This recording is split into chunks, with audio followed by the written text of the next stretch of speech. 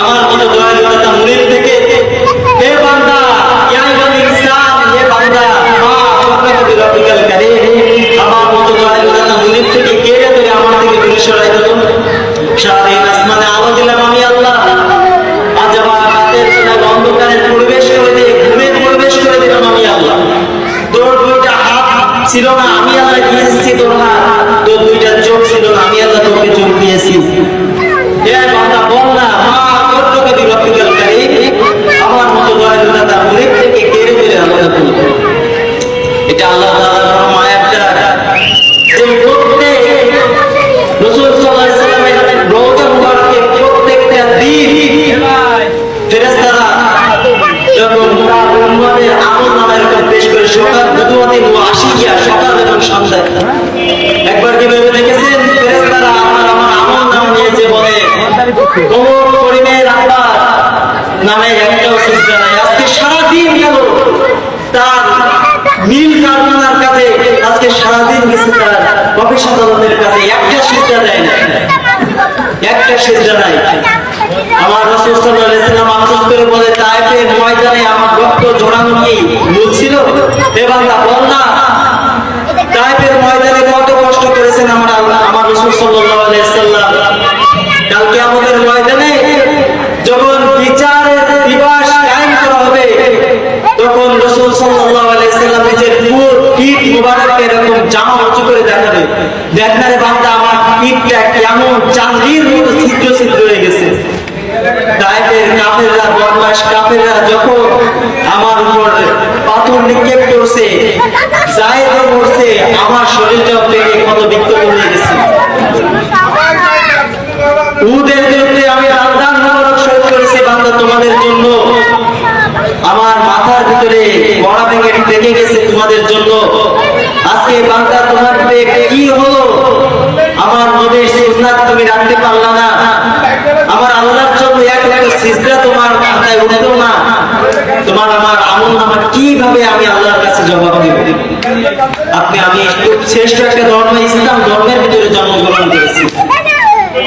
এই ধর্মতে এমন এক ধর্ম যে ধর্মের কাছে কোন সব ধর্ম কিছুই না।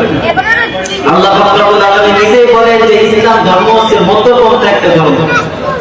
এই ইসলাম ধর্ম একটা মধ্যপন্থা একটা ধর্ম, না অতিরিক্ত বাড়াবাড়ি, না অতিরিক্ত কোনো ছাড়াছাড়ি।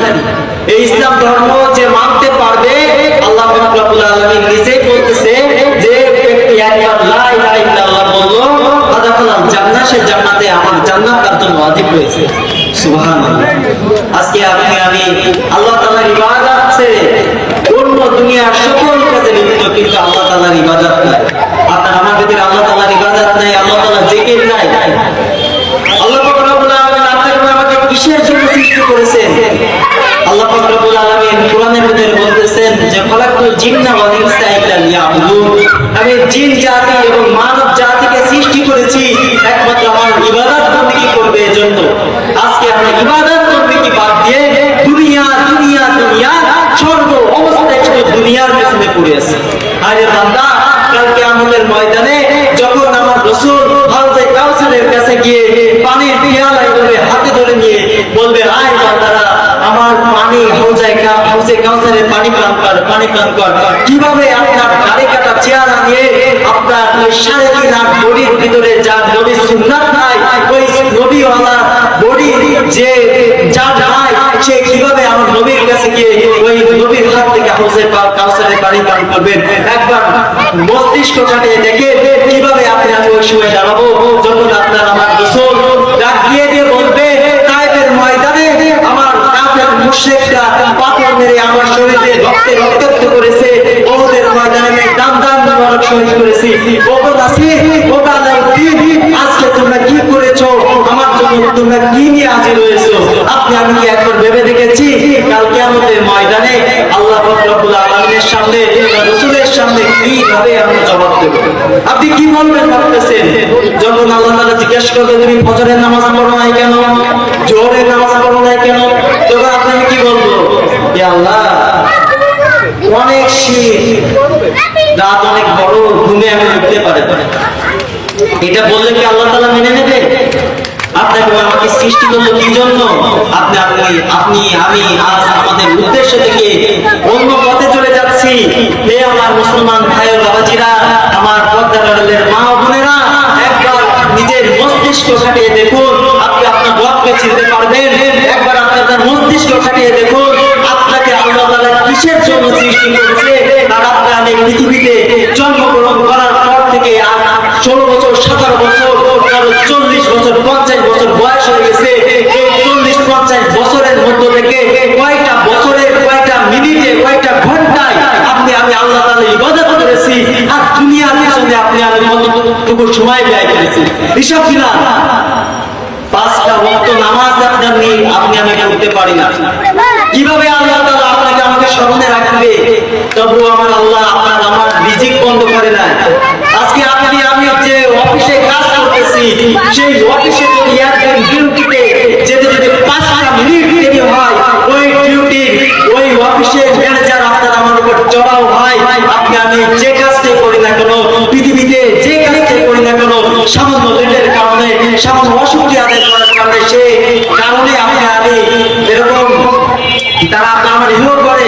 কিন্তু একবার কি ভেবে দেখেছেন, আল্লাহ পাক রব্বুল আলামিন বছরকে বছর আমি আল্লাহ তাআলার ইবাদত বন্দেগী করি না, ফজরে আসে না, জোহরে আসে না, ঈশান নামাজ পড়ি না, জোহর আসর তো নাই, তাহলে সেই আল্লাহ একবার আপনার আমার কিন্তু রিজেক্ট বন্ধ করেন নাই। কারণ কি কারণ? আল্লাহ তাআলা ভাবেন হয়তো ফজরে আসে নাই নাসির, হয়তো জোহরে আসবে, জোহরে আসে নাই হয়তো আসরে আসবে, আসরে আসে নাই হয়তো মাগরিবের সময় আসবে। কিন্তু 5টা ওয়াক্তই চলে গেল, 6 নম্বর ওয়াক্তে পদার্পণ করলাম, কিন্তু আমি আল্লাহ তাআলার ইবাদত থেকে একেবারে বাইরে চলে গেলাম। একটা ওয়াক্ত নামাজ আমি আদায় করতেছি না। আল্লাহ তাআলার কাছে কি জবাব দেবে একবার ভেবে দেখুন। আল্লাহ তাআলা তো কুরআনের ভিতরে বলছে, একবার তোমরা বলো সুবহানাল্লাহ, আলহামদুলিল্লাহ, তোমাদের নেকির পাল্লা আমি ভারী করে দেবো। একবার তোমরা আল্লাহ বলে ডাক দাও, আমি আল্লাহ তোমাদেরকে 10 বার ডাক দেবো। কেমনে ডাক দিবেন? আল্লাহ পাক রব্বুল আলামিন কুরআনের ভিতরে বলতেছেন, ফাসকুরুনি আযকুরুকুম ওয়াশকুরুনি ওয়ালা তাকফুরুন। হে আমার বান্দারা, তোমরা আমাকে স্মরণ করলা, আমি তোমাদেরকে স্মরণ করব। কেমনে স্মরণ করবে? বাচ্চা হারুনুর রশিদ একবার তার সৈন্যবাহিনী নিয়ে কোথাও যাচ্ছে, প্রতিমধ্যে এক কবরস্থানের ওইখানে পাগল বাহাদুরের সঙ্গে দেখা। পাগল বাহাদুর বলতেছে, ও বাচ্চা হারুনুর রশিদ, তুমি তো এই পুরো সাম্রাজ্যের মালিক, তুমি কোথায় যাচ্ছ? তো বলতেছে যে আমি আমার সৈন্যবাহিনীকে নিয়ে চলে যাচ্ছি, একটা সফরে যাচ্ছি। তো বলতেছে যে আমি আপনার কাছে কিছু জিজ্ঞাসা করব, আপনি কি উত্তর দিতে পারবেন?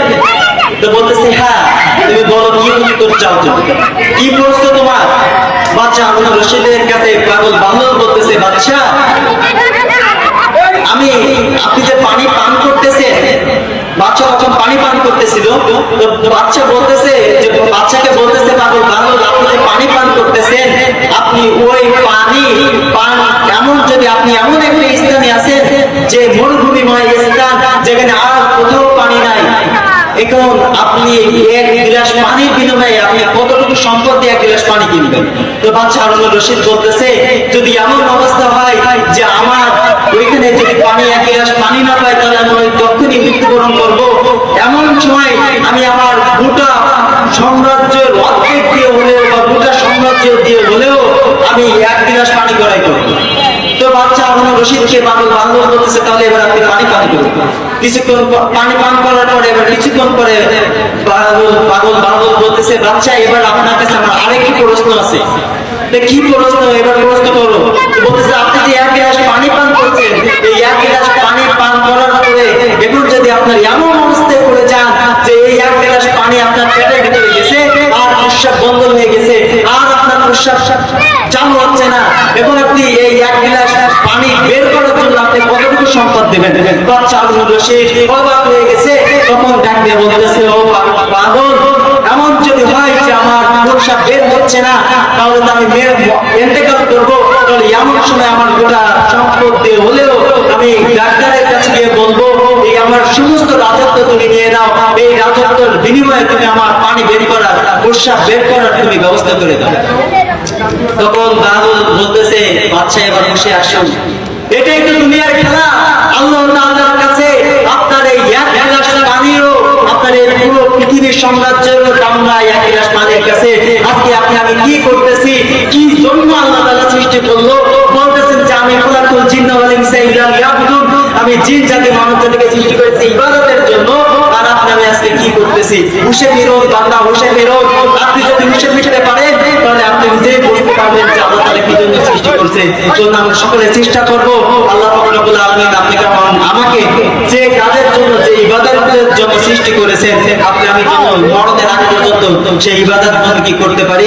আল্লাহ পাক রব্বুল আলামিন আপনাকে এবং আমাকে, আমাদের সকলকে ইবাদত বন্দী করে কালিমা পড়তে পড়তে যেন ইন্তেকাল করতে পারি সেই তৌফিক দান করুন। ওয়া আখিরি দাওয়ানা আলহামদুলিল্লাহি রাব্বিল আলামিন।